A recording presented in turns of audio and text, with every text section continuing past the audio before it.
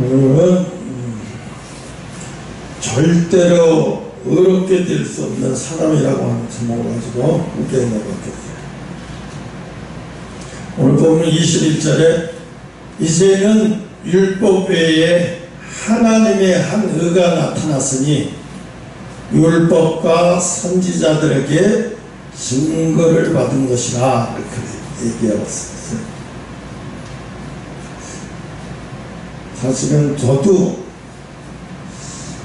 말씀을 그냥 계속 봐도 어려운 말씀은 도대체 수 없이 읽어도 와닿지가 않을 때는 정말 고통스러웠어요.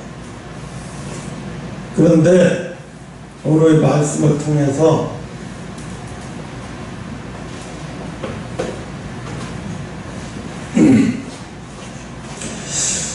한 주간 은혜 받은 말씀을 여러분도 은혜 받기를 간절히 하나님께 기도드린 마음으로 말씀 전하겠습니다.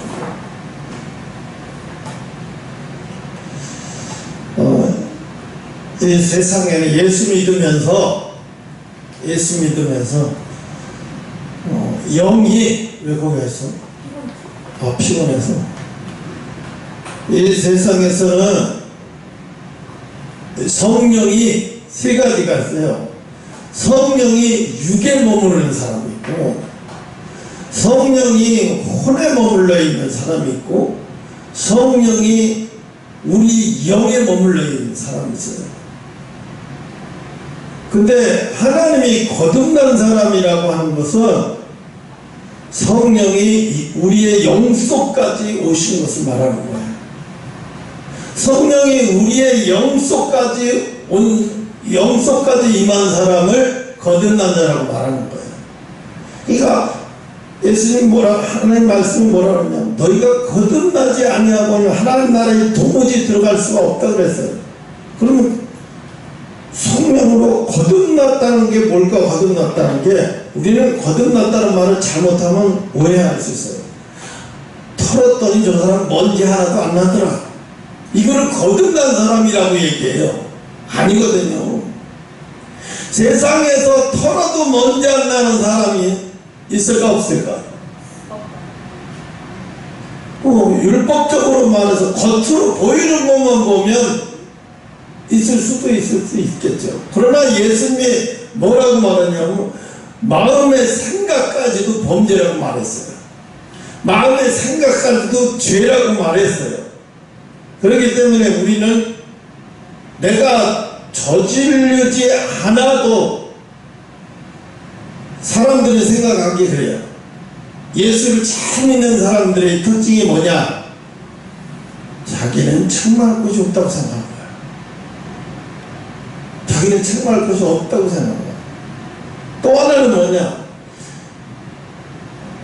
예수님 잘 믿는 사람들의 장로나 안수집사나 권사나 목사를 보고 오해하고 실망하는 부분이 여기에 있어요. 왜냐하면 목사 됐으니까, 장로 됐으니까, 권사 됐으니까, 안수집사 됐으니까 적어도 책망할 것은 없겠지. 이 세상에 그런 사람 없어요. 그리고 우리가 아버지 앞에 가는 날까지 그것을 책망할 것이 없어야 하늘나라에 들림받는다고 착각하고 막 거들까지 수목을 입고 막 정말로 정결을 하려고 노력을 하는데, 사람은 정결하려고 노력해서 구원받는 게 아니에요.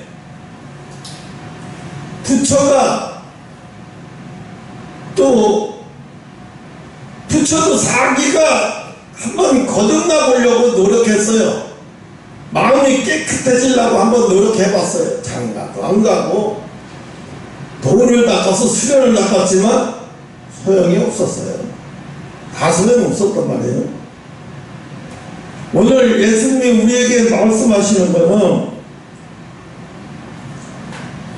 왜 이 성경에 있는 말씀을 가지고 한번 얘기해 볼까요? 여러분, 가인은 아벨의 제사는 받고 하나님의 가인의 제사는 받지 않았어요. 왜 가인의 제사를 받지 않았나? 이거 영적인 의미로 해석을 하면 가인의 제물은 모래에 집을 진 자하고 똑같은 거예요. 자기의 의로 하나님 앞에 제사를 드린 거예요. 자기의 의로. 왜? 자기가 농사 짓고 자기가 열심히 일해가지고 자기가 수고한 걸로 하나님 앞에 예물을 드려갖고 자기가 수고한 걸 하나님 앞에 드려서 하나님 앞에 의롭다는 말을 받고 싶은 거잖아요. 그러니까 뭐예요? 이건 이렇게 해가지고는 아무리 우리가 인간적으로 열심히 해서 드린 걸로는 우리 애가 의롭다라고 인정받을 수 없다는 거예요. 우리가 그러니까 가인의 농사 지은 제물을 드린 것은 사람의 의인 거예요. 사람의 의인을 가지고는 의롭다운 인칭을 받을 수가 없어요. 그렇다고 그러면 뭐 아무렇게나 살아도 되겠네. 그럼 아무렇게나 막 살아도 상관없겠네. 이렇게 오해할 수가 있어요. 근데 그게 아니라 성령이 우리 속에 영속까지 성령이 오신 사람의 특징은 뭐냐면 자기 마음대로 살지 못해요. 왜? 우리가 여기 검사들이 저 사람이 중대 범죄를 저질렀을 때는 조사하는 과정에서 구속수사를 해요. 왜냐하면 증거인멸 도주의 우려가 있을 때는 이건 그냥 수사하고 집에 갔다가 다시 와서 수사하면 이건 위험해서 안 돼요. 도주할 우려도 있고 증거인멸 우려가 있으니까 구속수사를 하기 위해서 구속 적부심 판사에게 의뢰를 받아요. 그래서 판사가 허가받으면 구속영장 발부받아서 구속수사하는 거예요. 그럼 성령이 우리의 영까지 오셨다라는 그런 사람은 뭐냐? 그런 사람의 특징은 뭐냐? 성령의 구속받은 사람이에요. 문제. 성령의 구속을 받았다라는 것은 성령의 뜻대로 살지 않으면 견딜 수 없는 사람이에요. 항상 늘 성령의 인도를 받는 사람이에요. 늘 자기를 컨트롤하면서 하나님의 뜻이, 성령의 지시가, 내 마음에 성령의 지시가, 성령의 뜻이 그렇게, 그래서 조그만 거 하나도 성령의 뜻으로 거슬리면 견딜 수 없는 사람이에요. 이런 사람의 특징은 뭐냐? 성령이 구속받은 사람이에요. 그럼 마지막 때 들림받은 것까지 여기서부터 다 뭐가 풀리냐면 우린 들림받는 거 걱정할 필요 없어요. 왜 들림받는 게 걱정할 필요 없냐? 지금은 마지막 시대 7년을 성경에서 보면 한 일이라고 해요. 그래서 7 곱하기 7 하면 뭐예요? 49. 490년에 마지막 7년, 그게 7년 대환란이에요. 그러니까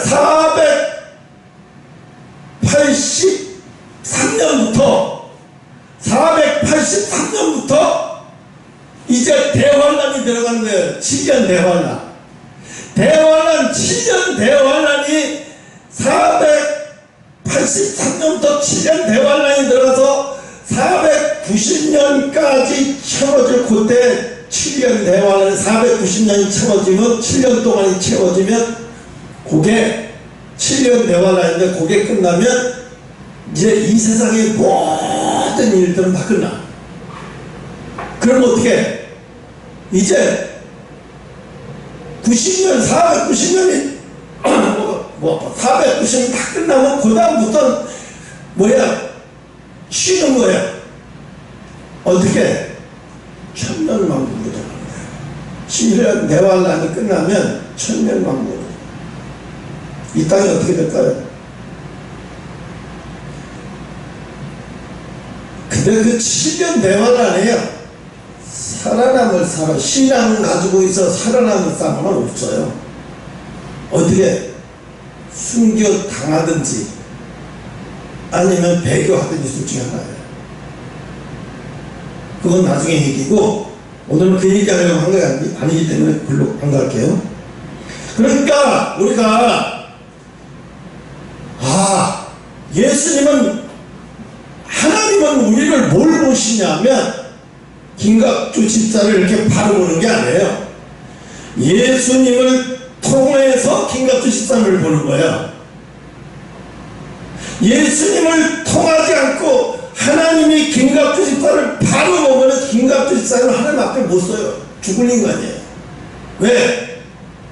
이건 도저히 죽을 수밖에 없고 죽을 인간이기 때문에 그는 예수를 통해서 보지 않는 그 사람은 하나님 앞에 쓸 수도 없고 또 쓰는 건 무죄지고 하나님 앞에 저주를 받아요.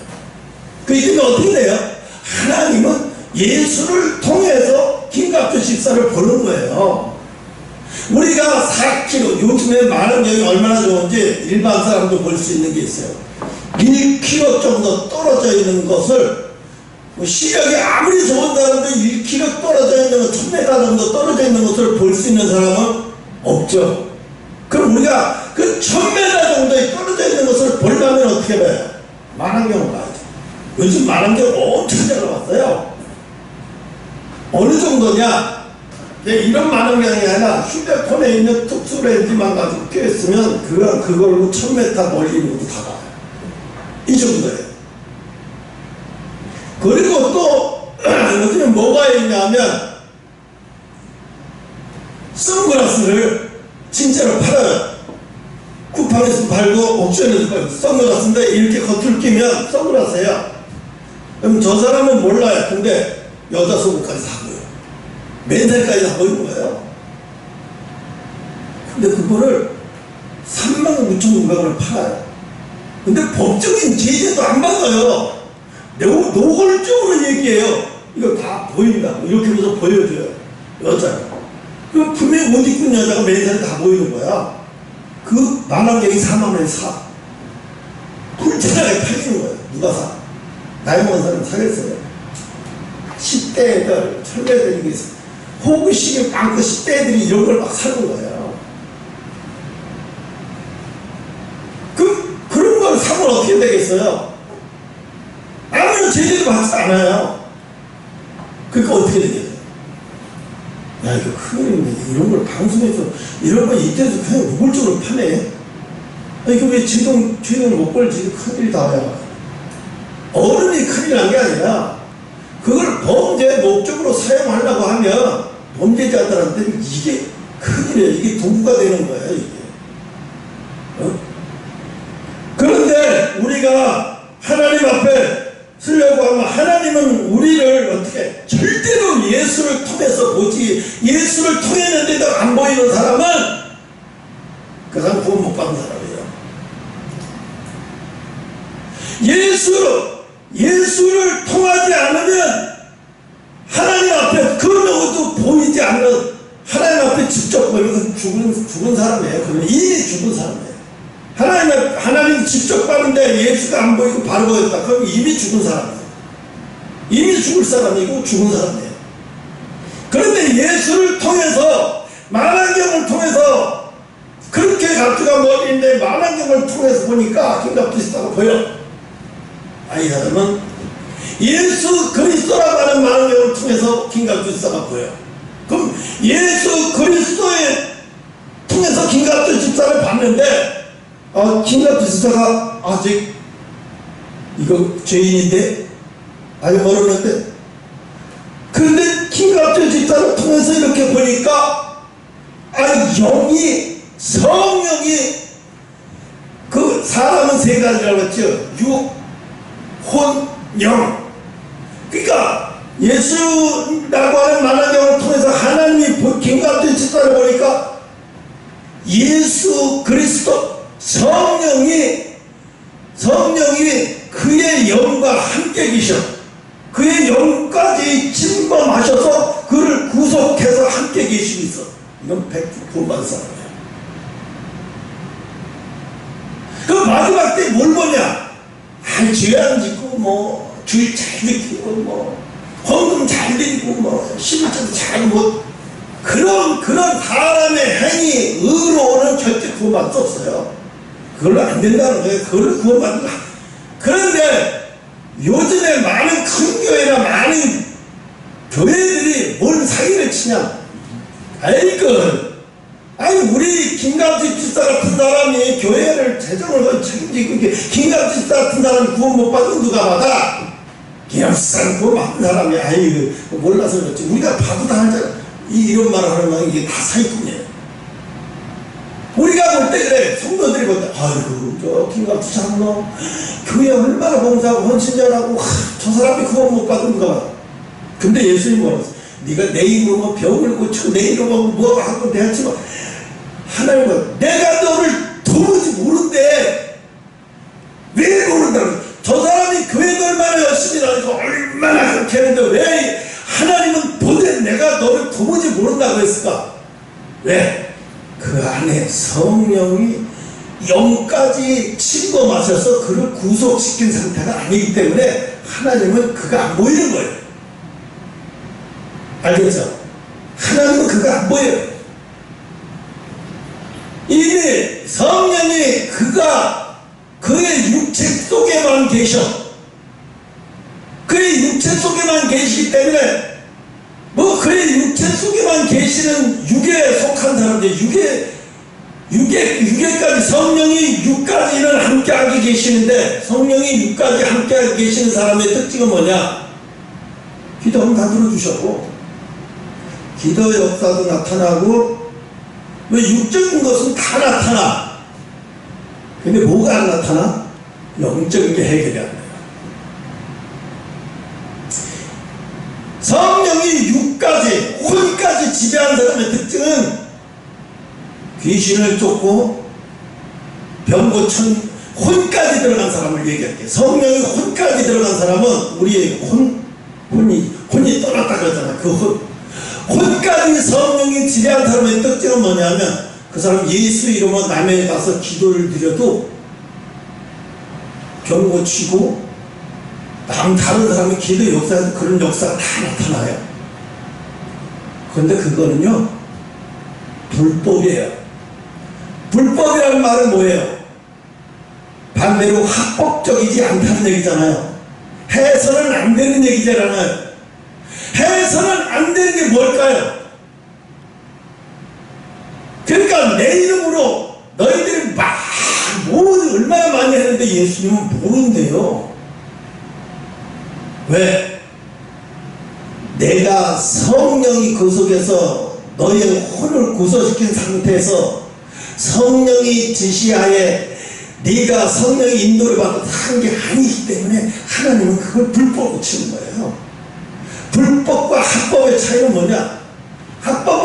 불법은 뭐냐면 자기 감정에 의해서 자기가 막 하는 거예요. 자기가 감정에 의해서 막 순교도 하고 돈도 막 순교도 하고 뭣도 하고 교회에 막 엄청나게 해요. 그런데 하나님은 그를 인정하지 않아요. 왜? 이건 불법이기 때문에. 하나님이 인정하는 건 뭐예요? 성령이 네 영혼까지 침범해서 너를 그 영혼을 구속시켜 사람은 그 영혼을 구속시킨 사람은 그 영혼이 이미 해방된 사람이에요. 이미 해방된 사람이에요. 이 자유로운 사람이에요. 그러니까요 성령이 우리의 영혼을 침범한 상태가 되면은요 막 힘든 일이 있어도 감사하고 막 찬양이 나오고 너무 세상에 좋고 아름답게 보이고 세상은 막 악하고 더럽고 추악해 보이는데 모든 게 다 감사해 보이고 막 이렇게 보이는 거예요.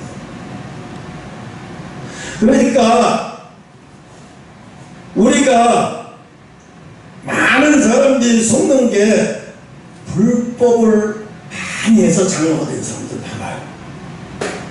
불법을 많이 저질러서 목사에게 인정받고 그 목사도 불법을 행하는 자기 때문에 모르는 거예요.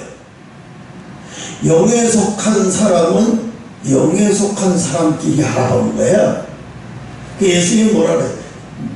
사람이 미혹받지 말고 그 사람이 성령에 속했나 봐라.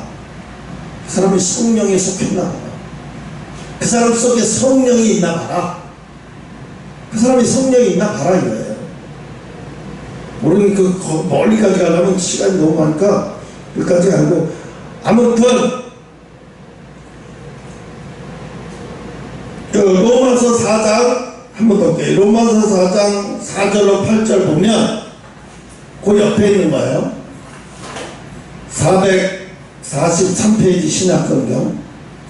일하는 자에게는 그 삭을 은혜로 여기지 아니하고 빛으로 여기거니와, 이를 아니할지라도 경건하지 아니한 자를 의롭다 하시는 일을 믿는 자에게는 그의 믿음을 의로 여기시나니, 일한 것이 없이 하나님께 의로 여기심을 받는 사람의 행복에 대하여 다윗이 말한 바, 불법이 사함을 받고 죄가 가려짐을 받는 사람은 복이 있고, 주께서 죄를 인정치 아니하실 사람도 복이 있다.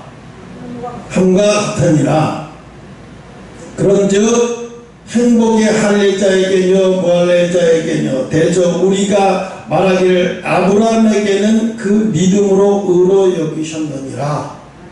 아멘. 우리는 행위로 하나님 앞에 의롭다함을 여김을 받을 수 없어요. 그러니까 어떻게 되겠어요? 이게 너무 쉬운 원리예요. 신앙이 너무 쉬운 거예요. 이거를 알면 계시록이 다 그냥 무슨 뜻인지 웬만하면 다 그냥 여러분도 읽고, 사람이 읽어서 이해되지 못하는 게 성경이라면 그런 성경이 아니에요. 그런 성경이 아니에요. 근데 사람이 아무나 다 그게 이해되는 건 아니에요. 그러니까 비밀이겠죠. 비밀이라는 말은 뭐예요? 이해되는 사람이 따로 있는 거예요. 그럼 이해되는 사람이 어떤 사람이냐? 하나님이 예수님을 통해서 제 영의를 보니까 제 영의에 보니까 영이 구속된 상태네. 어떻게? 성령이 구속됐어. 여러분, 성령이 구속된 게 특징이 뭐냐 하면, 하나님의 뜻이 아닌 사람이, 저 사람이 아무리 집사고 뭐고 잘난 체도 하나님의 뜻이 아닌 것 같은데, 그게 한 번 봤을 땐 그냥 돌아서는데 딱 보니까 자꾸자꾸 느껴지면서 이게 아니다라는 게 벌써 속에서 가르쳐요. 그 누가 가르친 거예요? 성령이 가르치고. 특별히 선생님 필요치 않아도, 야 이건 아니야 저건 아니야 말 안 해도 내 속에서 내가 구속이 된 상태라면 안에 있는 현미경을 통해서 성령이 현미경이 다 통해서 보면서 아니다 다 가르쳐 주시는 거예요. 그러니까 우리가 들림받을 때 그거 걱정할 필요 없고, 그것 때문에 두려워하는 사람은 구원 못 받아요. 두려워하는 사람은 들림받지 못해. 들림받을 수가 없어요. 두려워하는 사람은. 왜 두려워? 나는 내가 성령이 내 속에서 나를 구속시킨 상태이기 때문에 아무것도 두려울 게 없어요. 두려움이 없어. 그럼 구원받는 왜? 두려우면서 해방되는 거예요. 두려움은 누가 주는 거예요? 성령이 주시는 게 아니에요. 성령은 두려워하는 영이 아니에요. 그래서 예수님은 예수라고 하는 현미경을 통해서 우리를 보시기 때문에, 그 어떤 자도 예수를 통하지 아니하고는 하나님 나라에 들어갈 수가 없어요. 그러니까 예수님은 내가 길이요 진리요 생명이니 예수께로 말미암고 구원받은 자가 없느니라. 천하에 그 어떤 이름을 준 적이 없어요. 예수 이름밖에. 그런데 어떻게 해요?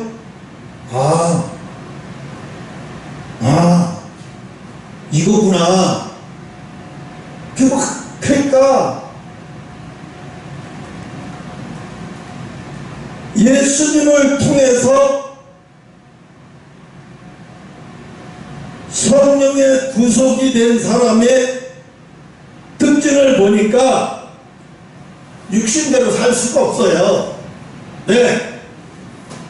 육신대로 살 능력이 없어서가 아니라 육신대로 사는 게 너무 힘들어요. 육신대로 살면은 육신대로 행동, 오늘 하루 육신대로 행동하고 왔더니 밤에 불편해서 잠을 못 자요. 내 마음이 너무너무 불편한 거예요. 내가 막 도둑질하다 걸린 것처럼 뭔지 모르게 어린아이한테 사탕을 뺏어오는 것처럼 불편한 거예요. 내가요, 요즘 불안자니까 끝을 향해 달려가요. 완전히 다 하나님이 꺼내려고 하니까 그러는가 뭐라도 심해. 주차하다가 우리 주차장에는 아까 주차장이 깜깜해. 나무가 있어갖고 대낮에는 깜깜 비 오고 그러니까 깜깜해. 안 보여가지고 라이트를 켜야 되는데 안 켜고 깜빡 안 켜고 그걸 이렇게 하다가 삐지게 하면서 QM6를 갖다가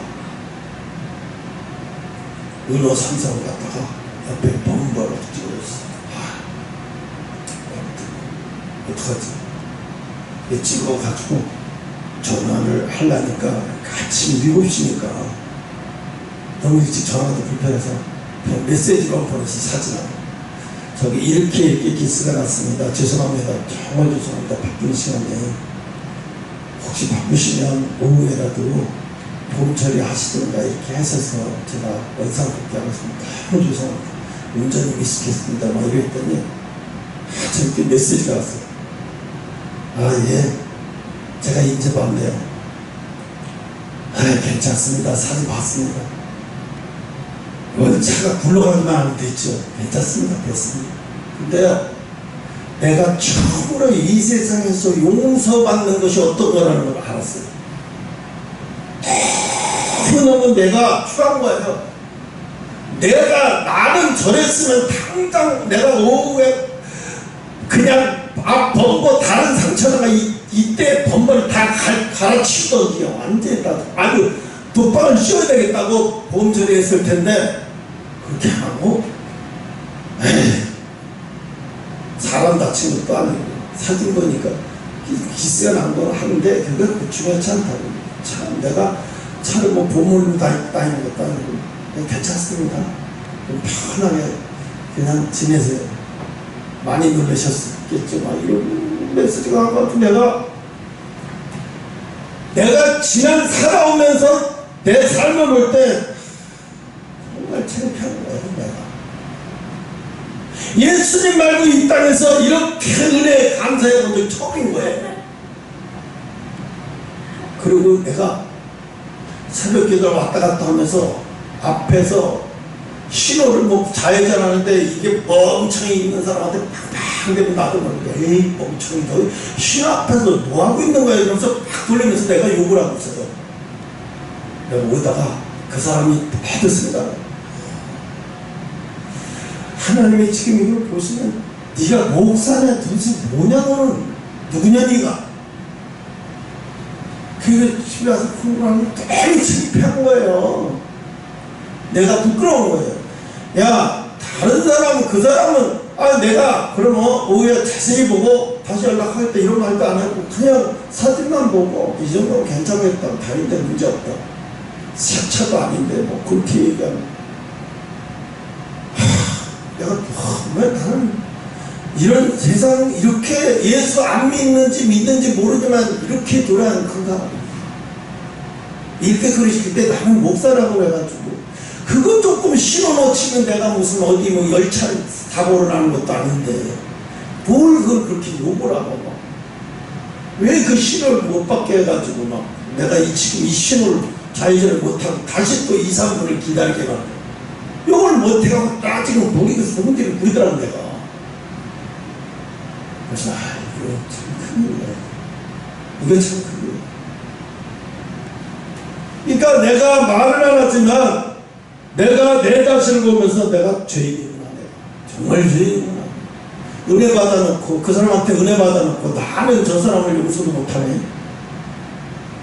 그러니까 예수 믿는다고 해서 달라질 게 아무것도 없어요. 그럼 뭐야? 어떻게 해요? 내가 어떻게 해요? 바로 뉘우치고 회개하잖아요. 바로 뉘우치고 회개하면서 성령 가봐라. 너 이래도 성령 없이 은혜 없이 살 수 있겠냐? 응? 여러분, 우리가 노력해서 구원받는 거 아니에요.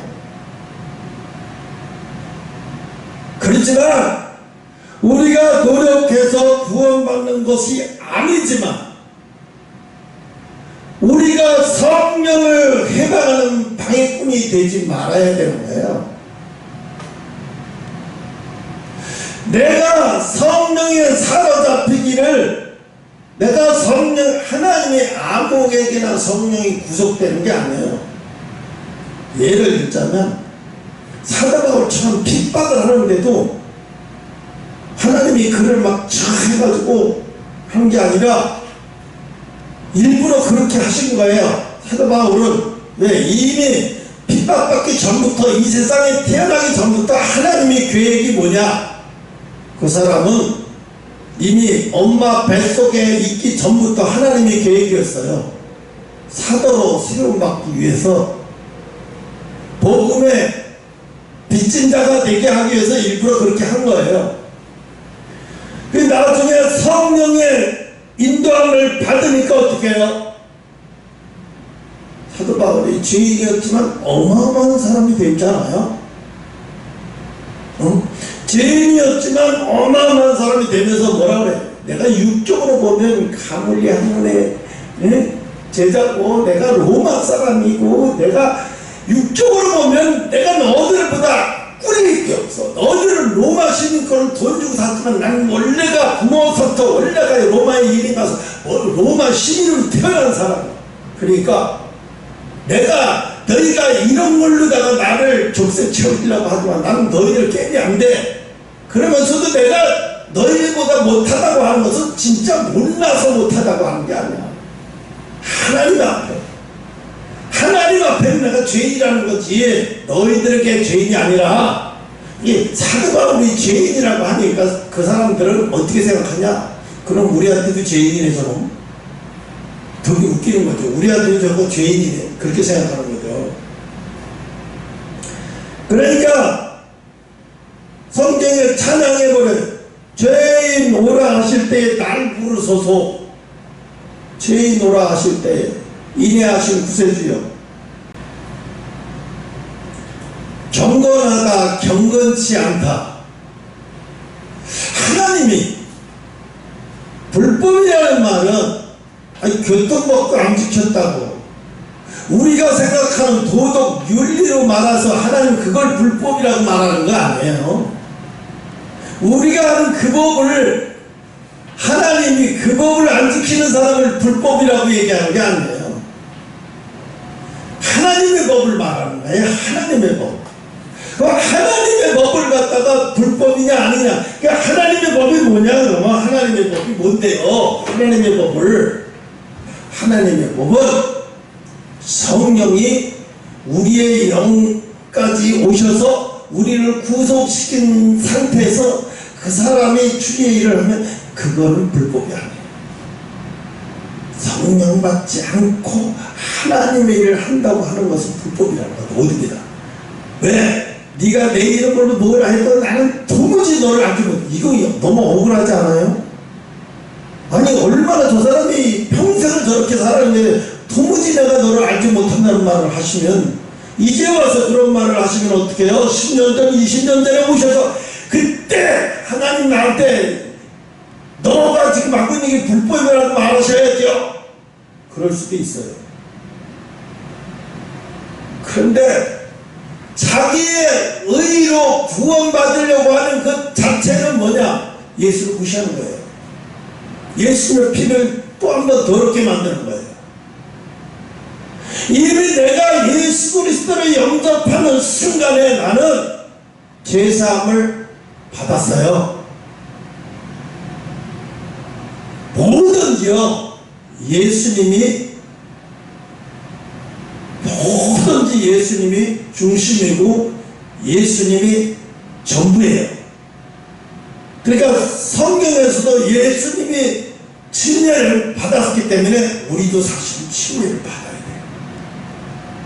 그런데 장로교에서 에이 그 침례가 그 물이 어디 있다고, 그러니까 의미가 중요한 거지, 의미. 그래서 물로다가 이렇게 세례와 침례를 달라요. 우리 세례 받은 걸로, 그래서 천주교도 세례명이 뭐야? 세례.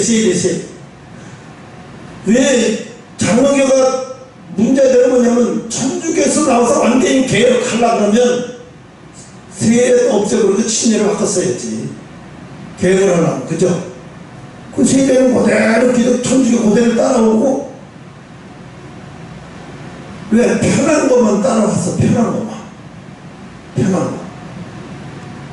불편해도 예수님이 하신 방법이 정답이에요. 예수님은 세례 요한에게 가서, 세례 요한이 아니 선생님이 나를 세례 주셔야 되는데 내가 침례를 받아요? 내가 침례를 해야 안 돼요. 그러니까 예수님 아니야. 너는 나를 세례 주기 위해서 나보다 먼저 보낸 사람이야. 나를 위해서 하나님이 너를 나보다 먼저 보냈어.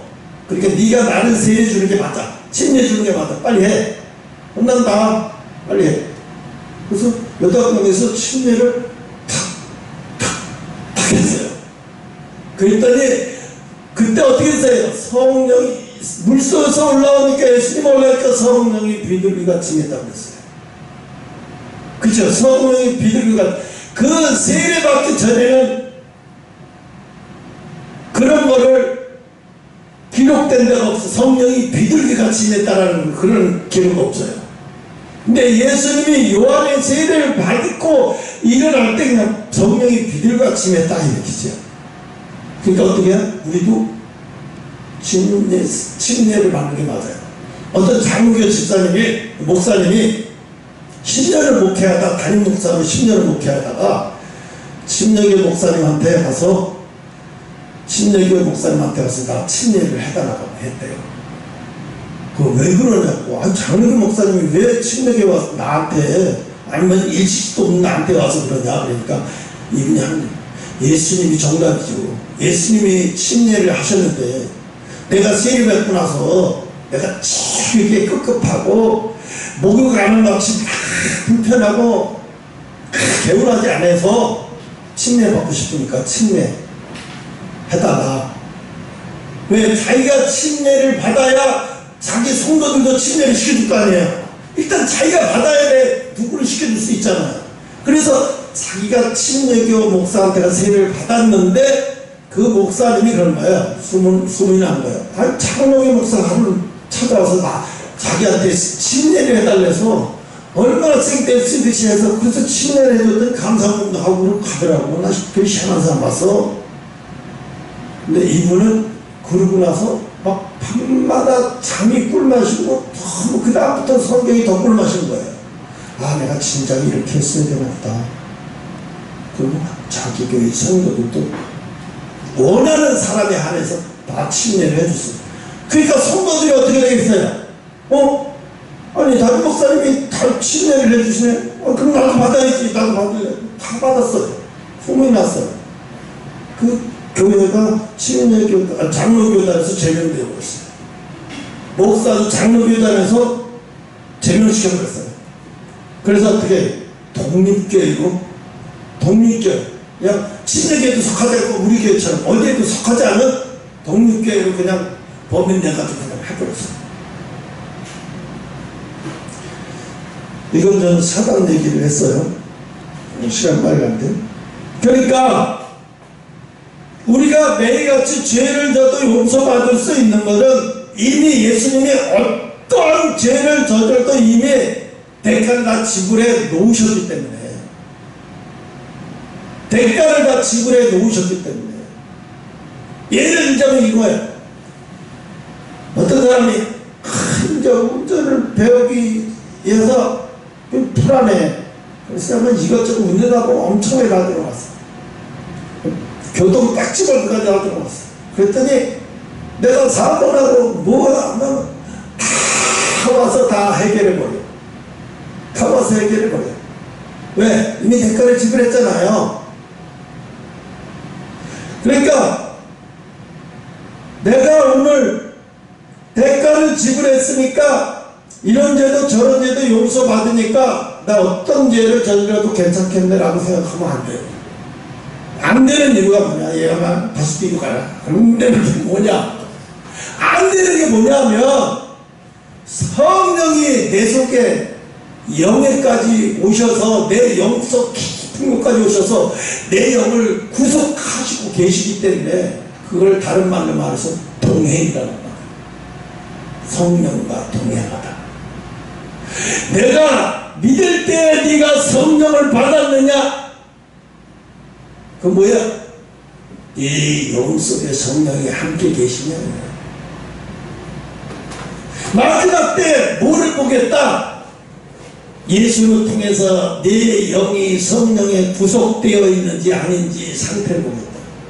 네가 아무리 뭘 잘하는 거지 그런 거 안 보겠다는 건 네 상태를 보는 거야. 그리고 네 상태를 보고 네가 성령의 인도를 받아 지금부터 한 것을 내가 다 기록해. 그것만 기억해. 그것만 하나님이 기억하는 거야. 네 의로 하나님 앞에 뭐 내가 뭐 했구만 그런 건 내가 기억 못해. 성령이 함께하지 않는 건 내가 기억 못해. 성령이 함께하지 않고 내가 뭐하고 뭐했다 얘기하는 거 다 불법이야. 다 불법이야. 예수님 보면 하나님 볼 때 다 그건 불법이야. 그러니까 예수님은 뭐라고 해요? 내가 부활 성천에서 갈 테니 너희는 절대로 성령이 임할 때까지 기도도 멈추지 말고 성령이 임할 때까지 떠나지 말고 성령 받으면 그때 떠나고 신신당부한 이유가 여러 말하면 복잡하잖아요. 또 알아들을 수도 없어요. 그때는요. 그러니까 그 시간도 예수님이 없으니까 그렇게 말씀하실 수밖에 없어요.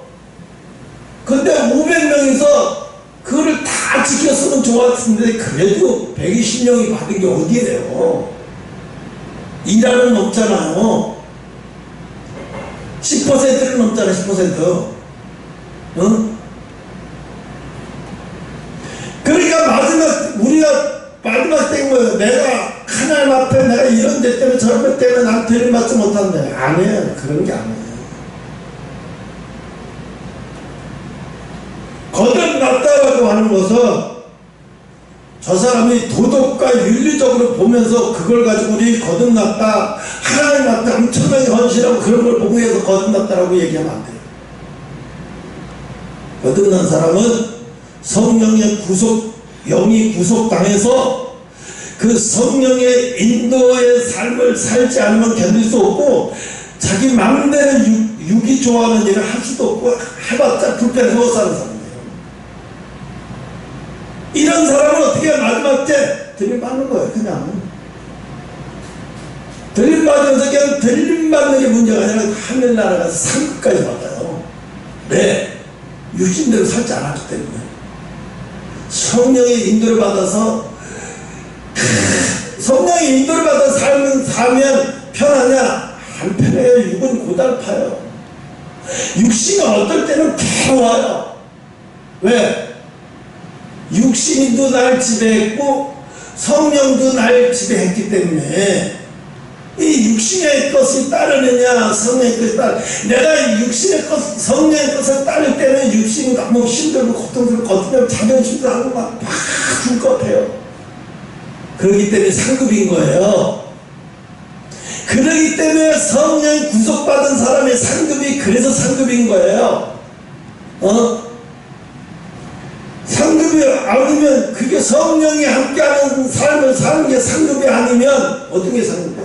뭘 내가 많이 해야 상급인 줄 알아요. 응? 그러니까 예수 말고는 그 어떤 것도 하나님 앞에 내가 예수님 앞에 하나님 앞에 하나님 나 보여야 하나님 나 보여 아무리 그래봤자 소용없어요. 내가 예수를 통해서 하나님이 나를 보고 계시기 때문에 내가 예수 그리스도를 영접하지 않고는 하나님이 나를 볼 수가 없어요. 보이시지도 않아요. 보이지도 않아요. 내가 왜? 죄인 덩어리이기 때문에. 그런데 내가 예수님 앞에 예수를 통해서 나를 보실 때는 내 모든 죄가 다 가리움을 받기 때문에 하나님이 내 죄는 하나도 안 보이시는 거예요. 왜? 예수님의 보혈로 내 죄를 가리움을 받잖아요. 오늘 아까 읽었던 거예요. 내 죄를 가리움을 받는 자는 복이 있는 거예요. 죄가 없는 게 아니에요. 가리워진 거예요. 가리움을 받는 자는 복이. 왜? 하나님 보실 때 죄가 하나도 안 보이거든요.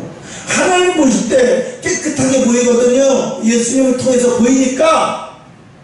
근데 예수님을 통해서 보이지 않는 사람은 이미 예수님은 난 너를 도무지 모른다는데, 아, 이게 그래서 중요한 거구나. 근데 예수님을 통해서 보이기만 한 거예요. 이제 거듭났다 소리를 들으려면 이 성령이 나를 구속되도록 나를 성령께 내어드리는 거예요.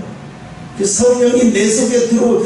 그래서 내가 육에 막 시달리고 육에 구속되어 있으면 성령이 내 영에 오시기까지가 너무 고통스러워요. 성령도 고통스러워요. 왜? 네가 나를 어느 정도로 받아들여야지. 문은 열어줘야지 내가 들어가지 않냐. 네가 아무리 더럽게 웃으니 문은 열어줘야지 내가 들어가. 내가 도둑이냐?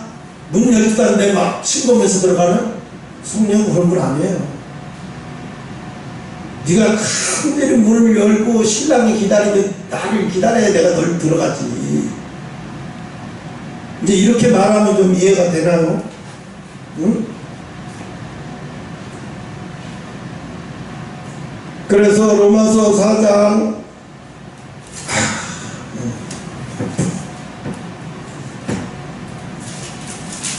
읽지 말고, 죄를 사함을 받은 사람은 의로운 사람이라 용서를 받은 사람은 이미 의로운 사람이 된 거예요. 예수의 피 때문에 내가 죄가 다 가리워지기 때문에.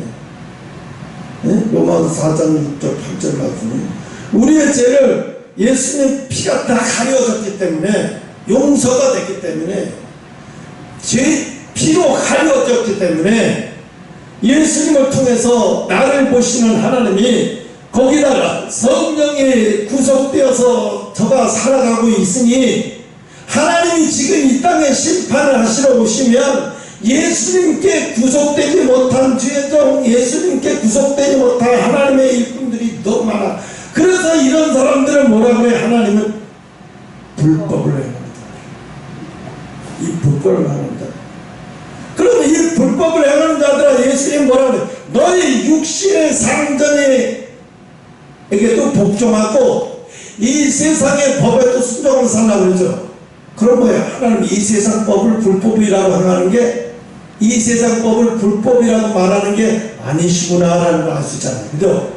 근데 사람들은 생각들에 이 세상 법을 하나님이 불법이라고 말씀하시는구나. 아니, 미국은 지금 난리구만. 어린애가 막 유치원에서 막 오늘은 여자라고 그러고 막 여자 하던 성 주도권은 네가 선택하는 거야. 애한테 그렇게 가르쳐요. 지금 미국은 난리예요. 캐나다, 미국, 유럽 다 이래요. 그래서 왜 집에서 홈스쿨을 하는 게 엄청나게 많아졌대요. 그래서 지식 있고 신앙이 깊은 사람들은 애들을 학교에 안 보낸대요. 고등학교에서 어느 정도까지 자기성 정체성을 찾을 때까지는 홈스쿨로 한대요. 몇 명씩 모여가지고 이렇게 가르치기, 내 전공에 따라서 아이들을 도맡아서 가르치기 돌아가면서. 왜? 학교를 보낼 수가 없어요. 학교를 가면 애가 영원히 망가지는 걸 알기 때문에. 응?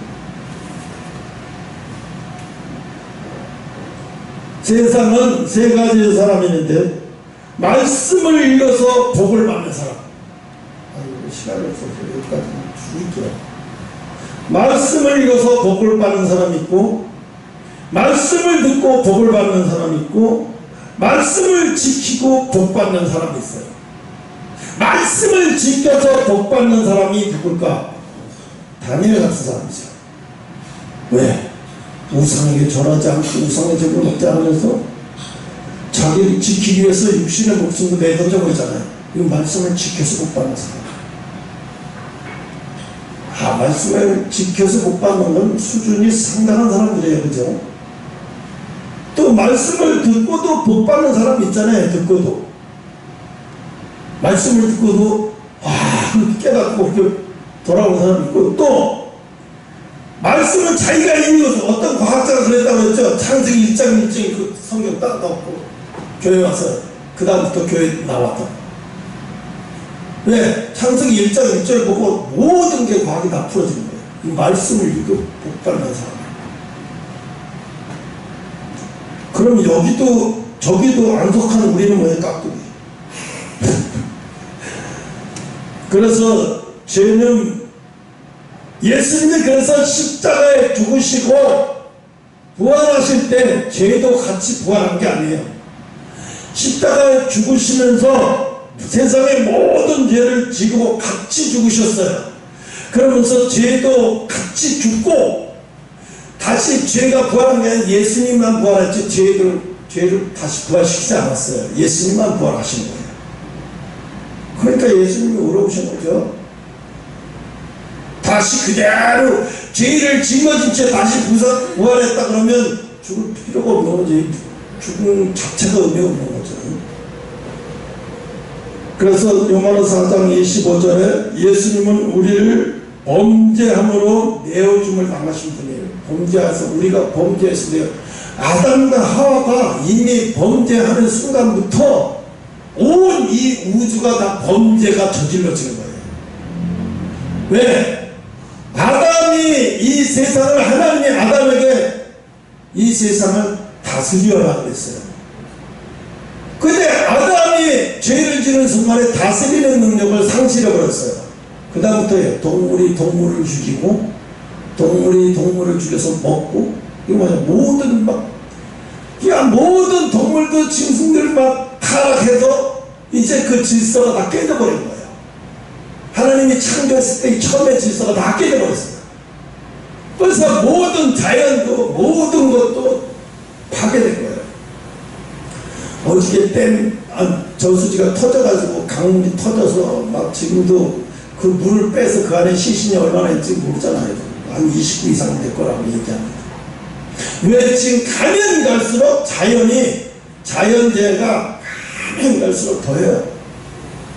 이제 내년은 올해보다 내년이 더하고, 내년은 그 내년보다 더하고, 가면 갈수록 더해요.